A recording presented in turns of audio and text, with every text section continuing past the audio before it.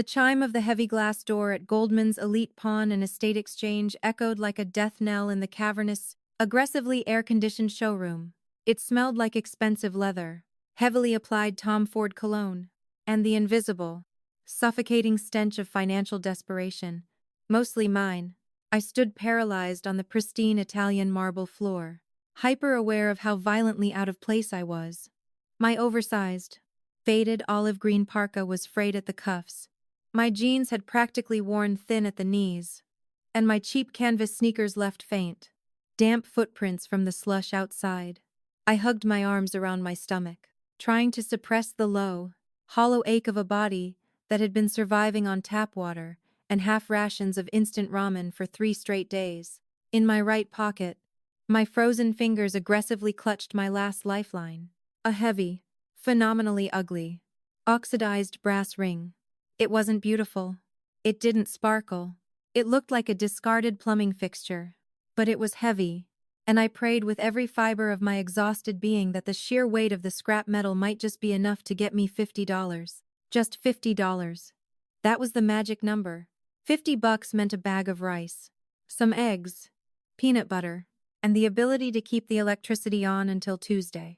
I took a deep breath and stepped toward the polished mahogany display cases, blinded by the glare of Rolexes and diamond tennis bracelets that cost more than my entire life's earnings. Well, if it isn't the ghost of bad credit past. The voice hit me like a physical blow to the chest. I froze, standing behind the main counter, wearing a tailored charcoal suit and a smirk so arrogant it practically had its own zip code. Was Brad, my ex-boyfriend, the man who had drained my savings. I lived rent-free in my tiny apartment for 2 years, and then brutally dumped me via text message 3 months ago because I was in his exact words too broke to match his aesthetic. Brad, I croaked, my throat dry. You're tracking street sludge onto the marble? Lexi Hisal, looking down at my shoes with exaggerated disgust. He leaned against the glass, making sure to flash the silver Tag Heuer watch on his wrist, a watch I had maxed out my last credit card to buy for his birthday right before he left me. This is Goldman's Elite. We don't take broken toasters or whatever garbage you dragged out of the dump. The Goodwill is 3 blocks down. Heat flared in my cheeks, a toxic mix of profound humiliation and boiling rage. I'm not here for charity. Brad, I just need an appraisal. Before Brad could spit out another insult, the heavy mahogany door to the back office swung open. Out stepped Arthur Goldman, the owner. Goldman was a notoriously ruthless predator wrapped in a silk tie. He made his millions by preying on desperate, wealthy people going through messy divorces or sudden bankruptcies, lowballing them for their heirlooms, and flipping them for astronomical profits. He was a shark, and right now, he was looking at me like I was a sick minnow that had accidentally flopped into his tank. Brad, what is this? Goldman barked, adjusting his gold rimless glasses. Did the security guard fall asleep? Why is there a vagrant in my showroom? I was just telling her to leave. Mr. Goldman, Brad chuckled, shooting me a wicked, condescending glare. She's an old acquaintance, clearly going through a rough patch. Probably wants to sell some aluminum cans. I have a ring, I interrupted, my voice trembling.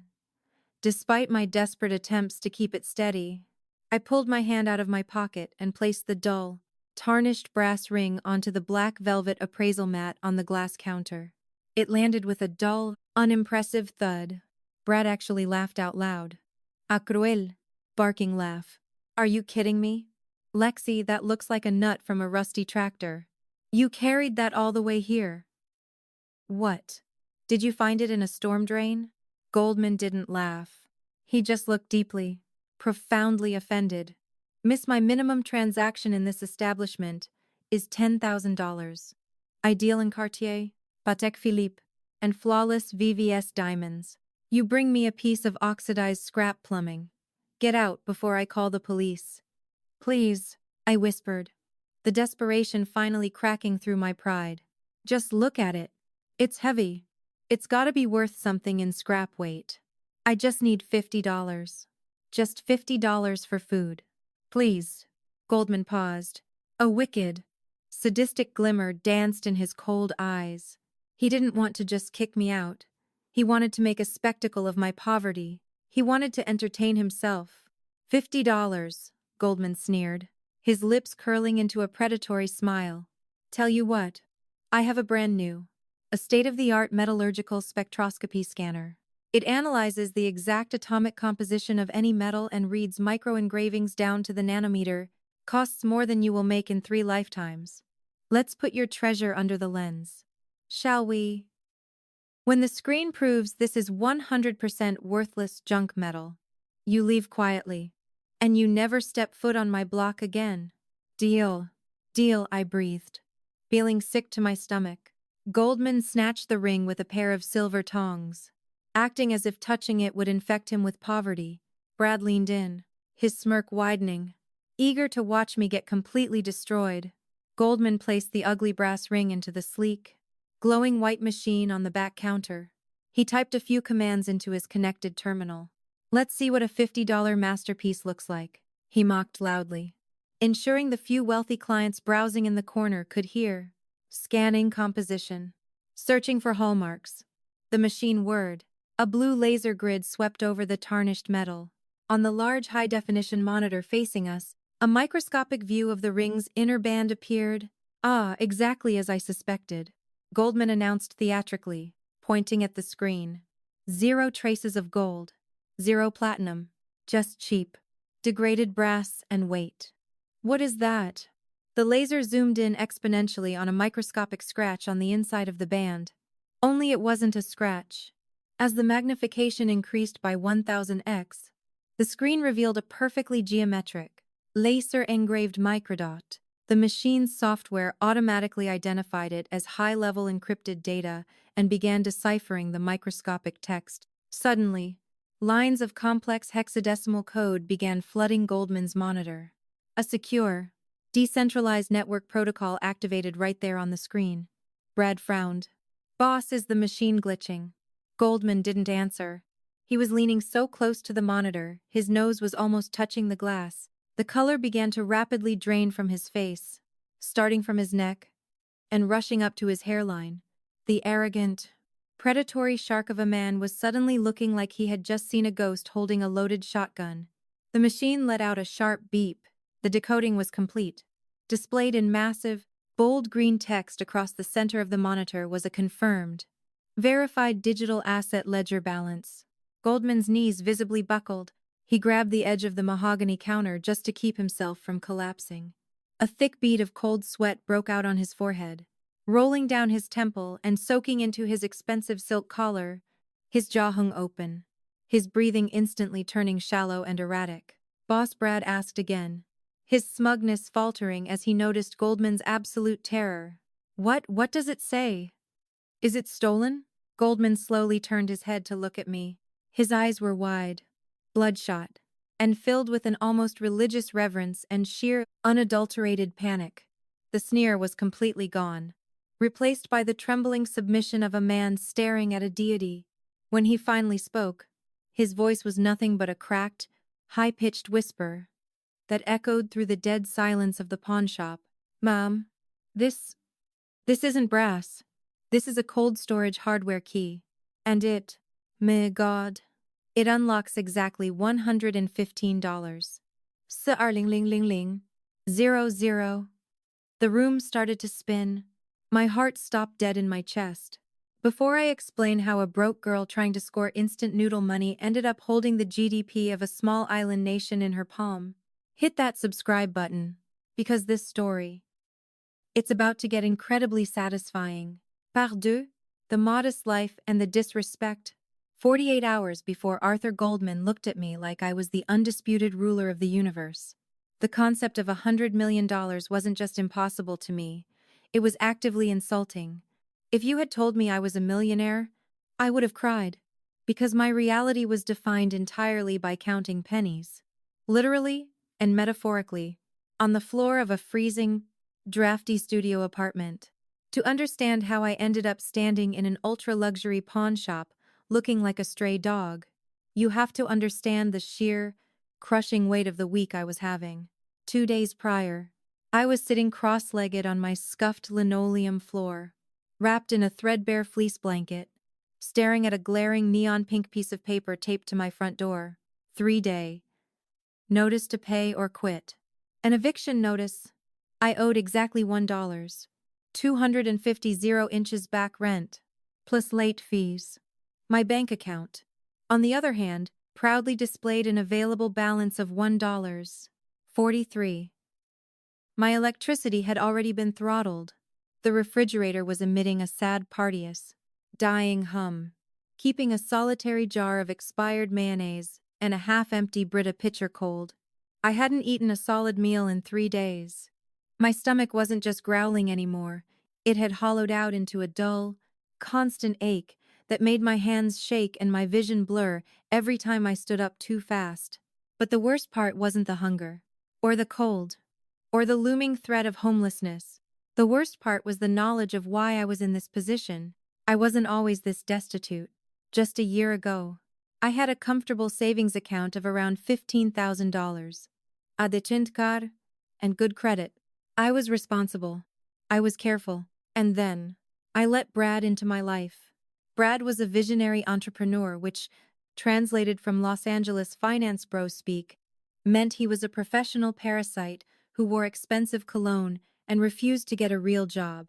For 2 years, I loved him, supported him, and believed in his endless parade of startup pitches. I paid the rent. I bought the groceries. When his car broke down, I maxed out my credit card to get him a leased BMW because he insisted he couldn't pull up to investor meetings in a used Honda. It's about the aesthetic. Lexi, he would tell me, adjusting his designer tie, you have to spend money to attract money. He certainly spent my money. He drained my savings to zero for a cryptocurrency mining venture that magically went bankrupt within weeks. He ruined my credit score. He bled me completely dry until there was nothing left but dust. And then came the ultimate betrayal. 3 months ago, on a rainy Tuesday, I came home from working a 14-hour double shift at a catering gig to find his things gone. His closet was empty. The BMW was missing from the driveway. I didn't even get a face-to-face goodbye. My phone buzzed with a text message that I still had permanently burned into my retinas. Lexi, I'm moving out. I've met an angel investor named Tiffany who actually understands my vision. You're a great girl, but you're dead weight right now. I need someone who matches my ambition. Not someone who shops at thrift stores and smells like cheap cooking oil. Don't contact me. Tiffany, the daughter of a commercial real estate tycoon. While I was scrubbing dishes to pay for his car insurance, he was sleeping with a trust fund baby in VIP lounges. And the icing on the cake. A month later, he posted a photo of himself on Instagram, leaning against my leased BMW, tagging his new job, senior appraisal associate at Goldman's Elite Pawn and Estate Exchange. Tiffany's father had pulled a string to get him a cushy job appraising luxury goods for the mega-rich. He was sipping champagne. I was staring at an eviction notice. The injustice of it all tasted like ash in my mouth as I sat on my cold floor. I couldn't even afford to cry. Crying dehydrates you. And I couldn't afford a headache. I needed a solution. I needed cash. Immediately. Not the $1,200 for rent that was a lost cause. I just needed enough to eat, to buy a cheap prepaid phone card to call shelters, and to survive the weekend. I stood up, fighting a wave of dizziness, and started ransacking my own apartment. I tore through the closet. I had already sold all my decent clothes to a consignment shop weeks ago. I checked the pockets of my winter coats. Nothing. I looked under the sofa cushions, finding only dust bunnies and a single sticky dime. In a final act of utter desperation, I pulled a dusty cardboard shoebox from the deepest corner under my bed. It was my memory box. A pathetic collection of old ticket stubs. A dried rose from a high school dance. Some faded Polaroids. And useless trinkets I couldn't bring myself to throw away over the years. I dumped the contents onto the floor. Among the scattering of paper, something heavy hit the linoleum with a solid, metallic clunk. I reached down and picked it up. It was a ring. It was grotesquely ugly, a thick, chunky band of heavily oxidized brass that looked like a piece of industrial plumbing equipment. It was tarnished, scratched, and entirely devoid of any aesthetic value. I had carried it around in this box for over a decade. A bizarre, useless souvenir from a strange encounter I had practically forgotten about. I used to use it as a paperweight back when I had a desk. But as I held it in my freezing palm, I didn't see a memory. I felt the weight. It was unusually heavy for its size. My desperate, starving brain started doing frantic calculations. Brass is an alloy of copper and zinc. Copper prices are up. This thing has to weigh at least 4 or 5 ounces. If I took it to a scrap metal yard, they might give me a handful of loose change. But scrap yards were miles away, and I didn't have a car or bus fare. Then an idea struck me, a terrible, humiliating, but necessary idea. Goldman's Elite Pawn. It was located in the high-end financial district, just a 30-minute walk from my apartment. Yes, they dealt in Rolexes and diamonds. Yes, Brad worked there. But I also knew pawnbrokers were greedy. If I walked in and played the desperate, pitiful victim, maybe, just maybe, I could convince them to give me a flat $50 for the sheer scrap metal weight of the brass. Wu Shimei Yuan Ling Ling. $50 was a feast. $50 was survival. The thought of facing Brad, of letting him see me in my lowest, most pathetic state, made my stomach violently churn. I knew he would mock me. I knew he would use it to validate his cruel decision to leave me. But pride is a luxury that starving people cannot afford. I slipped the heavy, ugly brass ring into the frayed pocket of my oversized parka. I laced up my worn-out canvas sneakers, ignoring the holes near the toes, and stepped out into the freezing, slush-covered streets of the city. Every step toward the financial district felt like a march to my own execution. I walked past pristine storefronts with mannequins wearing coats that cost more than my annual rent. I dodged wealthy businessmen in tailored suits who looked at me like I was an infection they might catch. And all the while, my hand remained buried in my pocket, clutching the cold, heavy brass ring like a rosary. I just needed $50. I was prepared to beg. I was prepared to be humiliated by the man who destroyed my life. But as I approached the imposing glass doors of Goldman's Elite, shivering in my frayed coat, I had absolutely no idea that the ugly piece of metal burning a hole in my pocket was about to rewrite the laws of gravity in my universe. Par trois. The VIP room and the revelation. For a solid 10 seconds, the only sound inside Goldman's Elite Pawn and Estate Exchange was the low, rhythmic hum of the air conditioning unit. The air had been sucked completely out of the room. I stood frozen on the marble floor, my ragged sneakers rooted to the spot, my starved brain frantically trying to process the string of words Arthur Goldman had just uttered. Cold storage hardware key. Unlocks. $115 million. My first rational thought was that I was hallucinating. This was it. The lack of food had finally broken my brain, and I was experiencing a poverty-induced psychotic break right in the middle of a high-end pawn shop. Brad was the first to break the silence. He let out a nervous, strained chuckle, slapping his hand on the glass counter. "Good one, Mr. Goldman. Seriously. You had me for a second. Let's just toss her a $5 bill and kick her out before she begs for." "Shut your mouth, you imbecile," Goldman roared. The sheer ferocity in his voice made Brad physically recoil, stumbling backward into a display case of vintage Rolexes. Goldman wasn't laughing. His face was the color of wet cement, and the sweat soaking through his designer shirt was entirely real. He didn't even look at Brad. His wide, terrified eyes were locked onto me with a mixture of absolute dread and sickening reverence. Goldman moved with a frantic, desperate agility I didn't know a man of his age possessed. He lunged past the counter, practically shoving Brad out of his way, and sprinted to the front of the store. With trembling hands, he flipped the heavy deadbolts on the reinforced glass doors, flipped the open sign to closed, and hit a button on the wall that aggressively brought down the steel security shutters. "Mr. Goldman, what are you doing?" Brad stammered, his smugness completely evaporating into profound confusion. "We have clients coming at 2. I said shut up. "Brad, do not speak another word," Goldman hissed, his voice cracking. He turned to me, his posture entirely transformed. He was no longer the arrogant shark, he was a groveling servant. He slightly bowed his head, his hands clasped tightly in front of him. "Mom," he said, his voice dripping with sickeningly sweet, panicked politeness. "I sincerely apologize for the parkand. Draft out here. Please. I beg of you. Come with me into my private office. It is secure.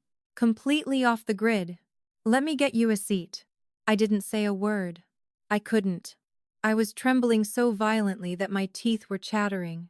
Goldman gingerly placed my ugly brass ring into a velvet-lined mahogany lockbox, holding it as if it were the Holy Grail itself, and gestured toward the massive, frosted glass door at the back of the showroom. I numbly followed him, leaving Brad standing in the center of the dark showroom, staring after us with his mouth hanging open like a dying fish. Goldman ushered me into the VIP room, a space that smelled of rich mahogany, expensive cigars, and old money.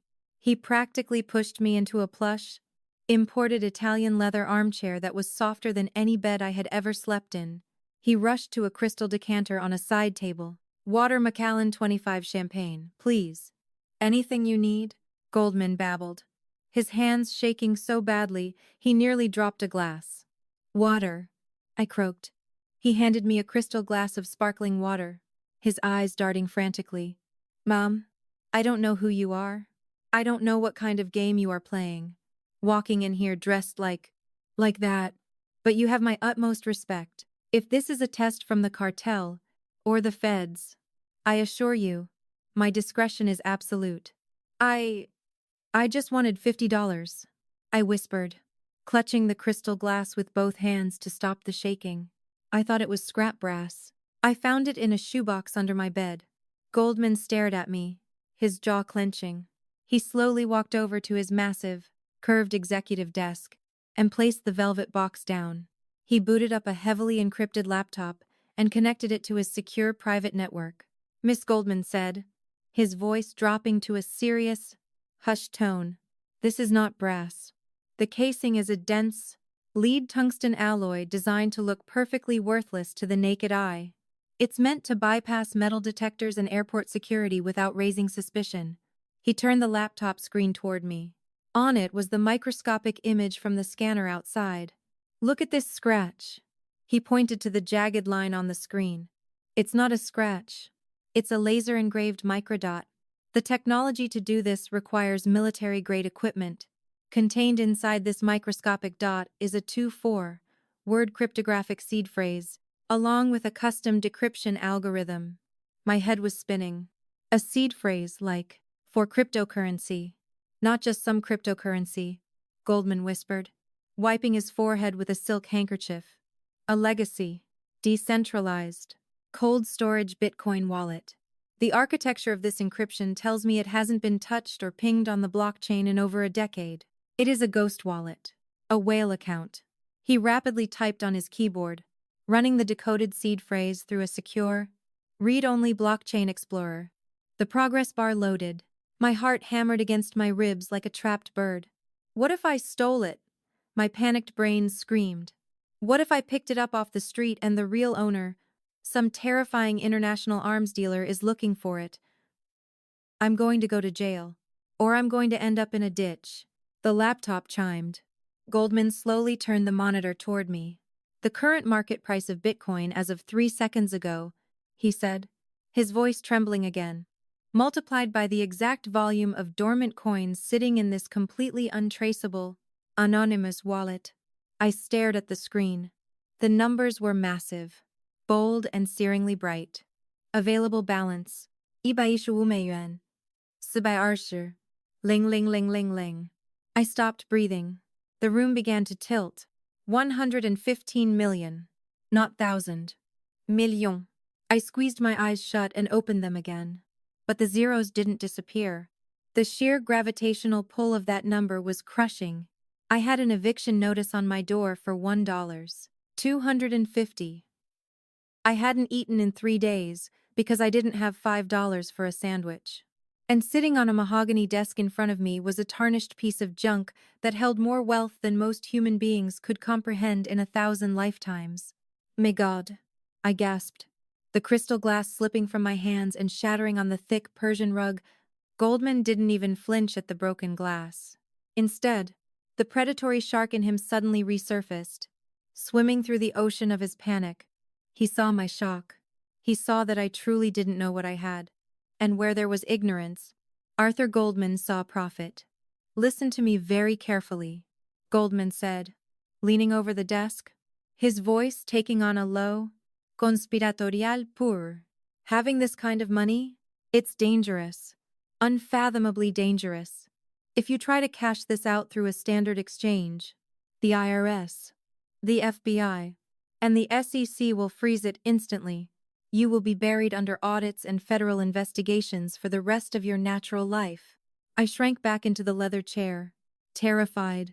I didn't know. "But you are incredibly lucky you brought it to me." Goldman smiled, showing his teeth. "I have offshore contacts, Swiss accounts.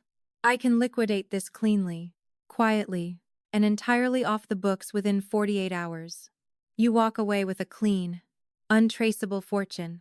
All I ask for my discreet services is a standard, very modest, 20% handling fee." My starving brain did the math. 20%. He wanted $23 million to make a few phone calls. I looked at his greedy, sweating face. I looked at the broken glass on the floor. And then, through the absolute chaos in my mind, a distant, vivid memory suddenly struck me like a bolt of lightning. The diner, the smell of cheap coffee, the weird guy with the bulky laptop 12 years ago. "Keep this safe. One day, it'll buy you the moon." The terror slowly evaporated from my chest, replaced by a sudden, chilling clarity. I wasn't a thief. I wasn't in danger. I owned it. It was legally, entirely mine. And Arthur Goldman had absolutely no idea who he was trying to hustle. Par quatre. Uncovering the origin, the overwhelming terror that had gripped my chest slowly evaporated, replaced by a sudden, razor-sharp clarity. As Arthur Goldman leaned across his mahogany desk, his greedy eyes calculating how to steal $23 million from a starving woman, the stale smell of his expensive cigar smoke vanished from my mind. Instead, I smelled frying grease, cheap bleach, and burnt diner coffee. The memory hit me with the force of a freight train. 12 years ago, I was 19 years old, working grueling, double shifts at a rundown 2-4-hour greasy spoon called the Starlight, just to pay for my community college textbooks. It was a miserable, pouring Tuesday night. My section was completely empty, except for one customer in a back booth. Apal, scrawny guy in his early 20s, wearing a faded hoodie that smelled like ozone and stale energy drinks. He had been sitting there for 8 straight hours, furiously typing lines of absolute gibberish into a remarkably bulky, sticker-covered laptop. He looked exhausted, manic, and completely harmless. When his bill finally came, it was exactly $5.42 for a plate of fries and endless coffee refills. I watched him dig through his pockets, his pale face flushing crimson. His debit card declined. He tried a second one, declined again. Panic washed over his face as he looked up at me, apologizing profusely, stammering that his bank must have flagged his account. I knew that look of sheer, humiliating panic. I had lived it. So without a second thought, I pulled a crumpled $5 bill and a crumpled $1 bill from my own meager tip apron and slipped it into the register. "Don't worry about it," I had told him with a tired smile. "Just keep coding." He looked at me as if I had just pulled him out of a burning building. He didn't have cash, but he frantically dug into his canvas backpack and pulled out a heavy, ugly oxidized brass ring. "I don't have money right now," he had said, his voice deadly serious, pressing the cold metal into my palm. "But this is a physical node, a cold storage vault. I just minted the Genesis blocks on a new decentralized ledger. Keep this safe. One day, it'll buy you the moon." I thought he was just a weird, sleep-deprived nerd with delusions of grandeur. I tossed the ring into my shoebox of keepsakes and completely forgot about him. Snap back to reality.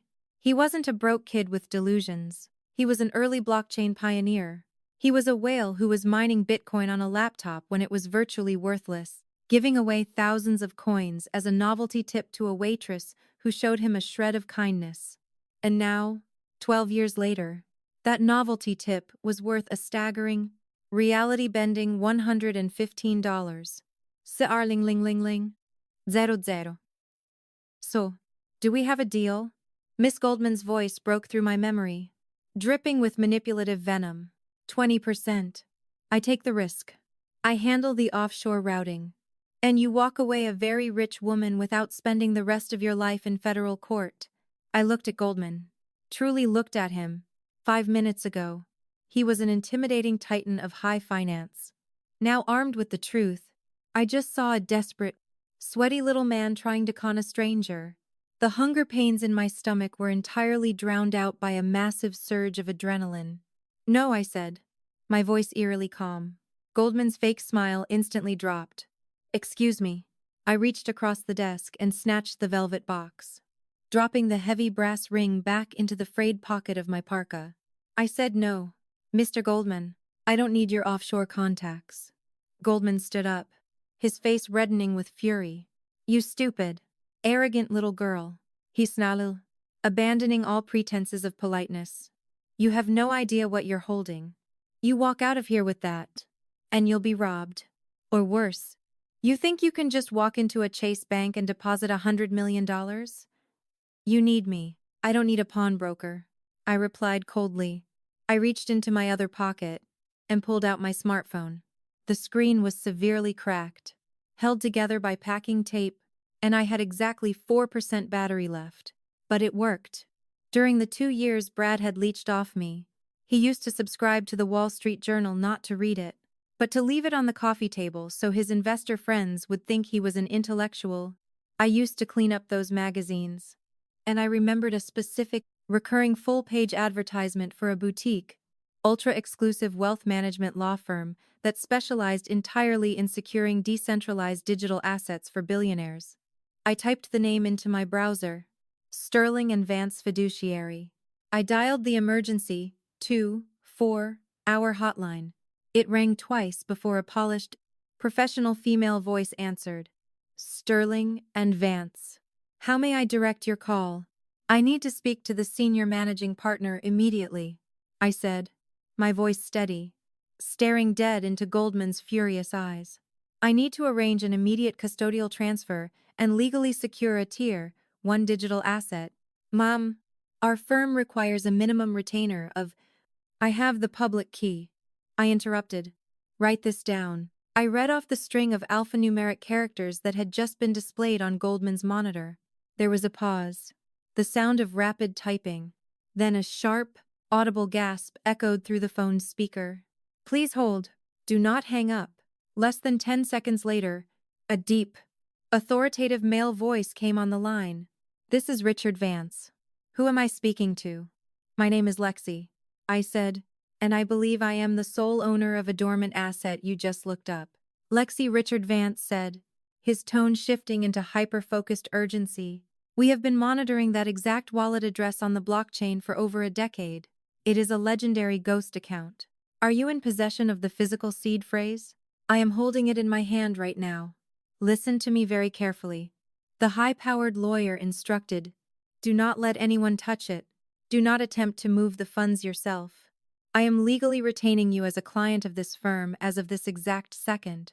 I am dispatching an armored security detail and 2 of my senior partners to your GPS location immediately. Where are you? Goldman's Elite Pawn, I replied. Perfect. We will be there in 12 minutes. Stall them. Do whatever you have to do. But do not sign anything. And do not hand over that hardware. Understood, I said, and hung up. My battery died a second later. The screen fading to black, Goldman was practically vibrating with rage and panic. He knew he was losing the score of a lifetime. He rounded the desk, trying to block the door. Who did you call? You're making a massive mistake. I'll do it for 10%. 5%. I'll give you $5 million in cash right now. Out of my own vault. I looked at him, feeling an incredible, dangerous sense of power course through my veins. The girl who walked in here begging for $50 was dead. I need a minute to process this, I told him, playing the role of a confused, overwhelmed girl. I let my shoulders slump slightly. I need to clear my head. Let me step outside your office for a second. I need to think.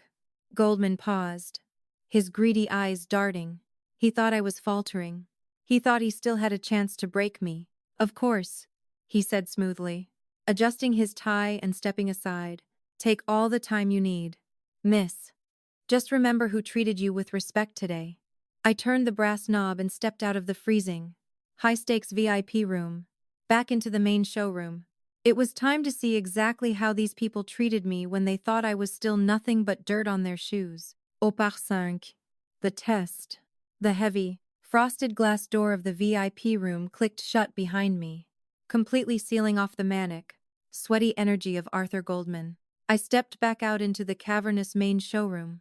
Because Goldman had locked the front doors and lowered the steel security shutters, the space was cast in a dim, moody twilight, illuminated only by the harsh LED strip lights glowing from inside the display cases, holding rows of glittering Rolexes and diamond pendants.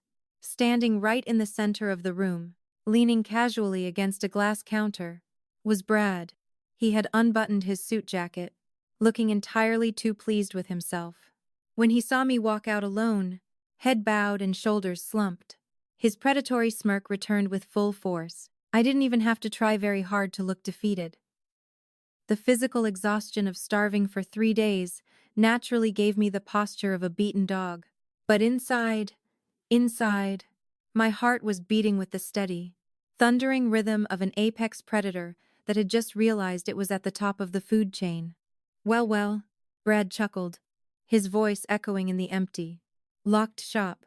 Let me guess. The boss realized your little tractor nut was completely worthless and told you to hit the curb.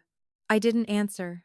I just kept my eyes glued to the marble floor, hugging my frayed olive green parka tightly around my ribs.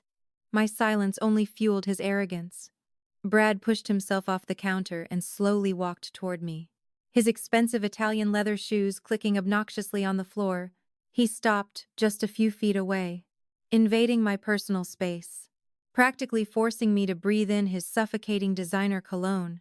You know, Lexi, it's actually pathetic, Brad sneered, shaking his head with mock pity. I thought after I left, you might actually hit rock bottom and wake up. Get a real job. Stop living like a peasant. But here you are, wearing the same disgusting thrift store coat, dragging street sludge into my showroom, begging for loose change like a homeless person. He reached into the inner pocket of his tailored charcoal suit and pulled out a sleek, silver money clip. It was holding a remarkably thick stack of crisp $100 bills. He deliberately held it up right in front of my face, his thumb flicking the edges of the bills so I could hear the sharp, papery snap. You see this? Brad asked, his eyes gleaming with sheer malice. $3,000. My commission bonus for this week alone. Tiffany, you remember Tiffany? Right. My new girlfriend who actually has class. She just bought me a Prada wallet, and I needed some walking around money to fill it. While you're digging through the trash for scrap metal, I'm making moves. He took a single $100 bill from the stack, folded it, and aggressively shoved it into the breast pocket of my frayed coat. Here he laughed cruelly. Go buy yourself a hot meal. Consider it a parting gift. But don't ever come back here. You'll always be a bottom feeder. Lexi, you don't belong in my world. A few hours ago, those words would have broken me. I would have crumbled onto the marble floor and sobbed from the sheer, overwhelming humiliation of it all. I would have let him convince me that I was worthless. But right now, as I stood there with the heavy brass ring burning a hole in my right pocket, listening to a grown man brag about $3,000, it took every ounce of willpower I possessed not to burst out laughing in his face. The contrast was so violently absurd it was almost poetic. Brad was puffing his chest out, flexing $3,000, completely oblivious to the fact that the woman standing in front of him in worn-out canvas sneakers was currently holding the cryptographic key to $115. $0000. I could literally buy his entire life, burn it to the ground, buy it again, and my bank account wouldn't even notice the fluctuation. I just looked at him. I didn't cry. I didn't scream. My eyes were completely dead, devoid of any emotion, as I calmly absorbed his insults. He thought he was looking at a victim. He didn't realize he was looking at a loaded gun. Before Brad could spew another insult, the VIP door swung open. Arthur Goldman stepped out, wiping the nervous sweat from his forehead with his silk handkerchief. He had clearly taken a moment to compose himself, slapping on his most manipulative, slimy Good Samaritan face. "Brad, that is quite enough," Goldman scolded, putting on a sickeningly gentle tone. He walked over and physically pushed Brad back a few steps. "Have some compassion. Can't you see the poor girl is starving?" Brad rolled his eyes, tucking his money clip away. "I'm just giving her a reality check. Boss, we are gentlemen in this establishment." "Brad, act like it." Goldman rebuked him softly. Before turning his attention entirely to me, he clasped his hands together, his eyes dripping with fake empathy. If I hadn't seen him practically hyperventilating over the scanner 10 minutes ago, I might have actually believed his act. "Lexi, is it?" Goldman asked softly. I nodded slowly. "Lexi he sahil," sounding like a deeply concerned father. "My associate here is harsh, but he is technically correct. The metallurgical breakdown of your item confirms it is highly degraded brass. It has absolutely zero market value to my clientele. As scrap, it is worth perhaps $10. He paused, letting the fake disappointment hang in the air, waiting for me to break. I just kept staring at him, playing the role of the defeated Anna Furzina/an desperate girl perfectly. However, Goldman continued, his voice dropping into a smooth, theatrical purr. "I am a businessman. Yes, but I am also a human being. I believe in karma. I look at you, and I see a young woman who has been dealt a terrible hand by life. You need a break. You need a miracle." Goldman walked behind the main glass counter, punched a code into a hidden floor safe, and pulled out a banded stack of $100 bills. He walked back around and placed the stack firmly on top of the glass display case, right between us. "I am prepared to take a massive, illogical personal loss today," Goldman announced, tapping the stack of bills with his manicured index finger. "Just out of the goodness of my heart, I will give you $5,000. Cash. Tax-free. Right now. You can pay off your eviction. You can buy a whole new wardrobe. You can start your life over today. All I ask in return is that little piece of scrap brass. Simply so I have something to put on my books for the transaction." Brad's jaw dropped. "Boss, are you out of your mind? You're giving her $5,000 for a piece of rusty junk? You're practically throwing money into the fireplace." "Compassion. Brad, compassion." Goldman snapped, though his eyes never left my face. They were greedy, desperate, and practically begging me to take the bait. He pushed the stack of bills closer to me. $5,000. To the girl I was yesterday, that was a lottery win. It was salvation. But to the woman I was right now, it was the most insulting, predatory lowball in the history of modern finance. He was trying to buy a $115 million asset for exactly 0.4% of its value, while actively trying to make me feel grateful for the robbery. I looked at the stack of cash. Then I looked at Brad, who was glaring at me with pure, unadulterated jealousy, furious that I was receiving a handout. Finally, I looked up at Arthur Goldman, holding his gaze with a cold, unwavering intensity that made his fake smile falter for just a fraction of a second. The grandfather clock in the corner of the showroom ticked loudly in the dead silence. 10 minutes, I thought. The lawyers were almost here. $5,000. I whispered softly, letting my hand hover just an inch over the stack of cash. "You would really do that for me? Take it," Lexi Goldman urged, his voice tight with suppressed panic and excitement. "Take the money. Give me the ring. Change your life." I smiled. A slow, chilling smile that didn't reach my eyes. "No," I said quietly. Before Goldman could react, the deafening roar of high-powered engines echoed from the street outside. Heavy tires screeched against the pavement, followed by the aggressive, unmistakable sounds of multiple car doors slamming in unison. The test was over. It was time for the slaughter. Barcis. The ultimate flex. The deafening roar of high-powered engines shattered the tense silence inside the pawn shop. Through the small gaps in the steel security shutters, harsh, pulsating red and blue strobe lights painted the dark showroom walls. Heavy doors slammed in unison. Arthur Goldman jumped as if he had been physically struck by lightning. His head whipped toward the front of the store, his face instantly draining of whatever fake color he had managed to muster. "What is that?" Brad asked, his voice suddenly pitching up an octave. "Boss, did you hit the silent alarm?" Before Goldman could answer, someone began violently pounding on the reinforced glass of the front door. It wasn't a polite knock. It was the heavy, authoritative thud of a tactical baton. "Arthur Goldman, open this door immediately. This is Richard Vance, senior partner at Sterling and Vance Fiduciary, accompanied by private armed security." A booming, commanding voice echoed through the thick glass. Goldman spun back to me, his eyes wide with a terror so pure, it was almost beautiful. He lunged across the glass counter, his sweaty fingers clawing desperately toward my coat pocket. "Give it to me. I'll give you 10 million. I'll empty the vault. You don't know what these lawyers will do to you." I calmly took a half step back, entirely out of his reach. I didn't flinch. I just looked at him with eyes as cold and dead as the Arctic Ocean. "Open the door, Mr. Goldman," I commanded, my voice perfectly level, "or they will break it down. And I will make sure you pay for the glass." Goldman's jaw trembled uncontrollably.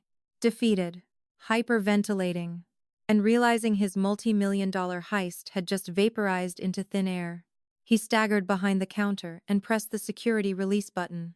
The steel shutters mechanically whirred upward, letting the bleak winter daylight flood the room. The deadbolts clicked open. 3 men stepped into the showroom, flanked by 2 towering, broad-shouldered security contractors wearing tactical vests and carrying a heavy, titanium-reinforced lockbox. The man leading the pack was Richard Vance. He looked exactly like a man whose time cost $5,000 an hour, immaculately tailored navy suit, silver hair swept back, and a gaze that could cut through reinforced concrete. He didn't look at Goldman. He didn't even acknowledge Brad's existence. He walked straight toward me, stopping exactly 3 feet away, and gave a deep, respectful bow of his head. "Miss Lexi," Richard Vance said, his tone carrying the absolute reverence usually reserved for royalty. "I am profoundly sorry we took so long. Traffic in the financial district was unacceptable. Have you been harmed or coerced in any way?" "I'm perfectly fine, Richard," I replied, feeling the heavy, surreal weight of absolute power settling onto my shoulders. I reached into my frayed pocket, pulled out the ugly, oxidized brass ring, and held it up. Vance's eyes widened slightly at the sight of the physical asset. He nodded to his security detail. One of the massive guards stepped forward, unlocked the titanium lockbox, and held it open. I dropped the ring inside. The metallic clink echoed like a gunshot in the silent room. The guard instantly sealed it, spun the combination dial, and handcuffed the briefcase to his own wrist. "The asset is secured," Vance announced into a radio clip to his lapel. He then turned to me, pulling a sleek, matte black envelope from his breast pocket. "The on-chain verification is complete. The total liquid capital has been successfully migrated to a heavily encrypted, Tier 1 private banking ledger under your sole custody. Your new banking syndicate has issued this temporary, limitless line of credit until your permanent titanium cards arrive tomorrow." He handed me the envelope. I opened it and slid out a heavy, featureless metal card. It was cold, dark, and practically vibrated with financial violence. Brad had been standing frozen against the display case this entire time, his brain completely short-circuiting. He looked from the armored guards to the high-powered lawyer, and finally to the heavy metal card in my hand. "Lexi, what? What is happening?" Brad stammered. His arrogant smirk entirely melted off, leaving only the confused, a pathetic face of a boy who had no idea how the world actually worked. "Boss, why are there lawyers here for a fake ring? Why is he talking about her capital?" Vance slowly turned his head to look at Brad. The lawyer adjusted his cuffs, his expression one of utter, aristocratic disgust. The item my client just deposited is not a fake ring. You incredibly ignorant child, Vance stated, his voice booming with surgical precision. It is a decentralized hardware wallet holding the master seed phrase to exactly $115.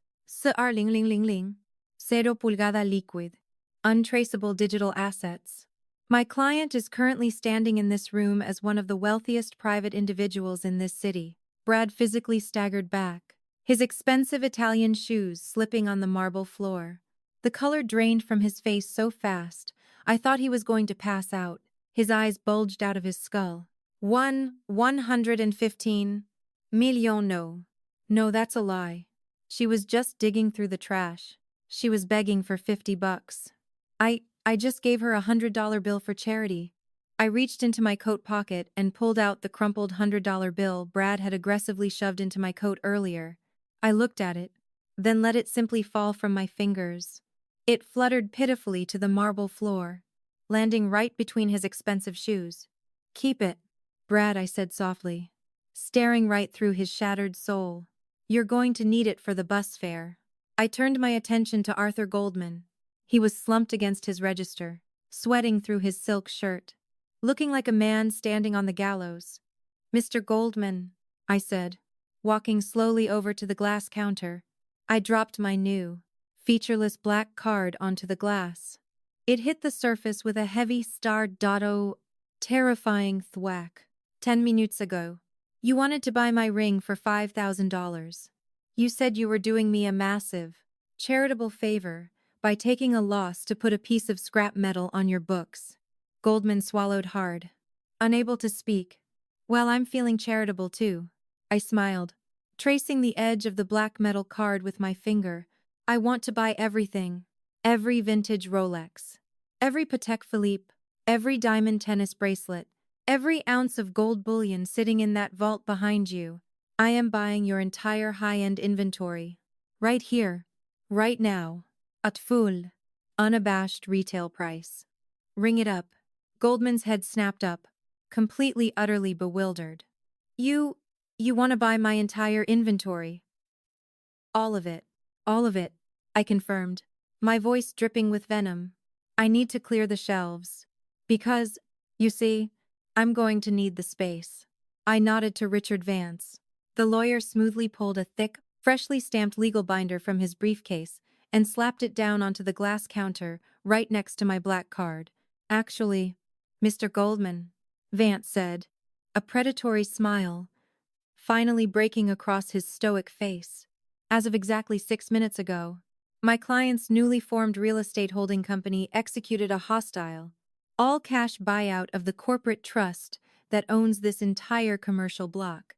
The transaction was processed for a flat $32. Ling ling ling ling ling ling. 00.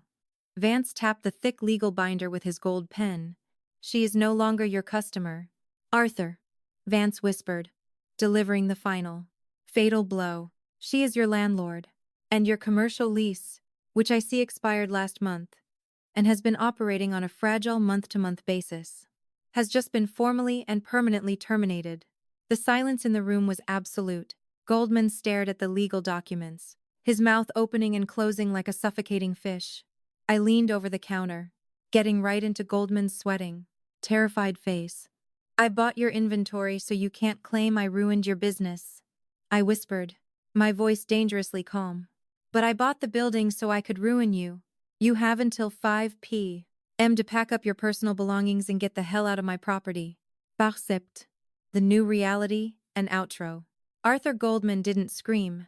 He didn't throw a tantrum. He simply crumpled. The arrogant, predatory titan of the high-end pawn industry deflated like a punctured tire, collapsing against the mahogany backboard of his display cases. His knees gave out, and he slid down the polished glass until he was sitting on the floor. Staring blankly at the eviction, notice Richard Vance had just slapped down in front of him. He had secured a massive retail sale. Yes. But the money meant absolutely nothing.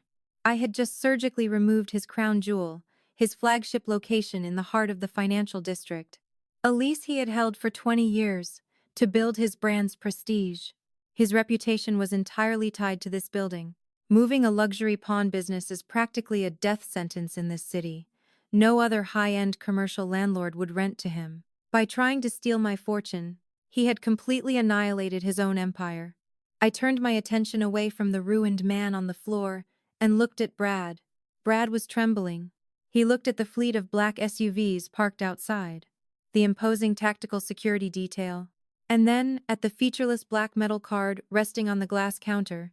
His brain, wired entirely for superficial wealth and parasitic opportunism, was frantically trying to reboot. And then, incredibly, he tried to smile. It was a pathetic, wobbly, sickeningly sweet smile.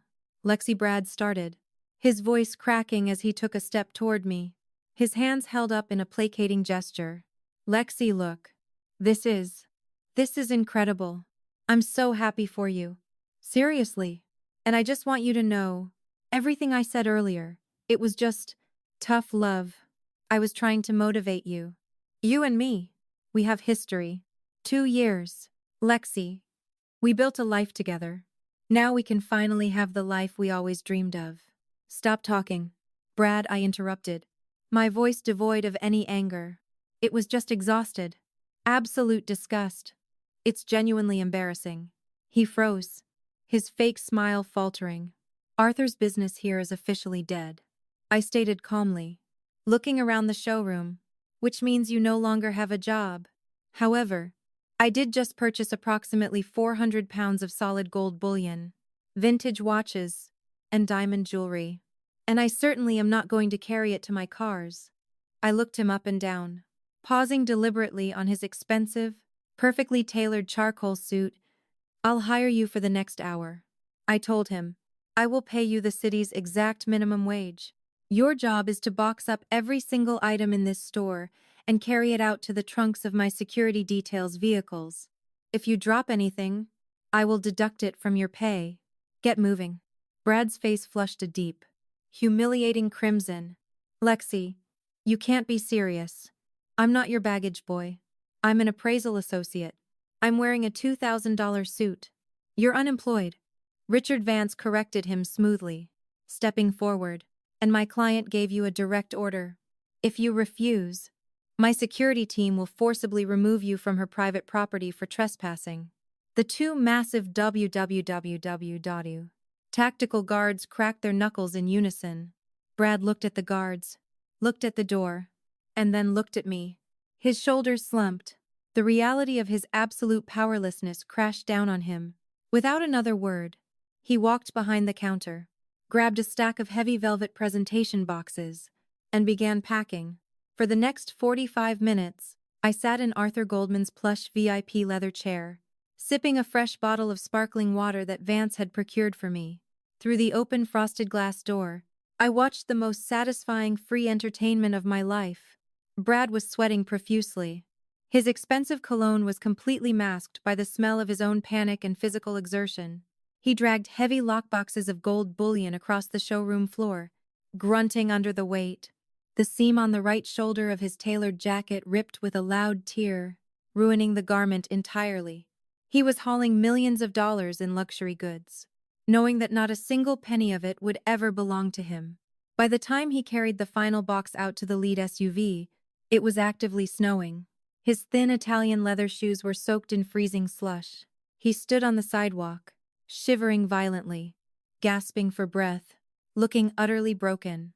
I walked out of the double-glass doors, surrounded by my legal team. I stopped in front of Brad. Tiffany dumped me, Brad blurted out suddenly, his teeth chattering in the cold. Tears of genuine regret welled up in his eyes. She realized I didn't have any real money and kicked me out of her penthouse. Lexi, please. I have nowhere to go. I need you. I looked at him, feeling a profound sense of closure wash over my tired soul. You never needed me, Brad, I said softly. You needed a host to leech off of. And now you couldn't afford to breathe the air in my zip code. I reached into my pocket, pulled out the crumpled $100 bill he had dropped on the floor earlier, and handed it to him. Your hourly wages. Plus a tip. Go buy yourself a hot meal. And don't ever contact me again. I turned my back on him and stepped into the warm, incredibly plush leather interior of the armored SUV. The door closed with a heavy, soundproof thud, instantly cutting off the noise of the city, the freezing wind, and the pathetic, distant sight of my ex-boyfriend crying on the sidewalk. Richard Vance sat across from me in the luxury cabin, opening a secure tablet. The transfer is fully complete. Miss Lexi, the property title is secured. The assets are under your exclusive custody, and your new security detail is permanently on retainer. Where to first? We have a private jet fueled and waiting if you wish to leave the state, or we can arrange a viewing of several penthouses overlooking the park. I sank back into the heated leather seat. My body was still exhausted. My clothes were still frayed, and my canvas sneakers were still wet. The $115. 42000 sitting in my name felt like an abstract dream. But the warmth of the car was real. I looked out the tinted window as the convoy pulled away from the curb, leaving the ruins of Goldman's elite pawn behind forever. Neither. Richard, I said, a genuine, tired smile finally breaking across my face. Just take me to a drive-thru. I haven't eaten in 3 days. And I really want a double cheeseburger. Vance paused, then chuckled softly. Right away. Mum. As we drove through the snowy streets of the city, the hollow ache in my stomach was entirely gone, replaced by the profound, unshakable peace of absolute financial freedom. I was never going to be cold again. I was never going to be hungry again. And I was never, ever going to let anyone make me feel small. Outro. Before you go, I want to ask you a serious question. If you suddenly discovered a $115 million secret hiding in a junk drawer under your bed, who is the very first person you would fire from your life? Would you seek revenge? Or would you just quietly disappear into a life of luxury? Let me know your ultimate flex in the comments down below. If you felt the satisfaction of watching an arrogant pawnbroker and a gold-digging ex lose absolutely everything, hit that like button, subscribe to the channel, and turn on notifications so you never miss another story of sudden wealth and sweet karma. Until next time, check your old shoe boxes. You never know what might be hiding inside.